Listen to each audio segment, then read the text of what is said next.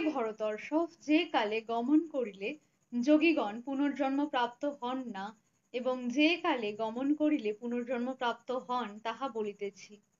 অগ্নির জ্যোতি দিন শুক্লপক্ষ উত্তরায়ণ 6 মাস, এই সময় ব্রহ্মোপাসকগণ ব্রহ্মকে প্রাপ্ত হন।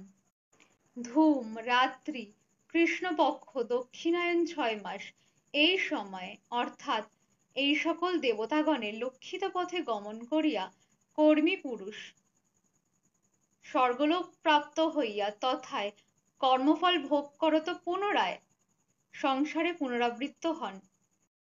জগতের শুক্ল ও কৃষ্ণ এই দুইটি পথ অনাদি বলিয়া প্রসিদ্ধ। একটি দ্বারা মোক্ষ লাভ হয়, অপরটি দ্বারা পুনর্জন্ম লাভ করিতে হয়। यत्र काले त्वनावृत्तिम् आवृत्तिं चैव योगिनः प्रयता यान्ति तं कालं वक्ष्यामि भरतर्षभ।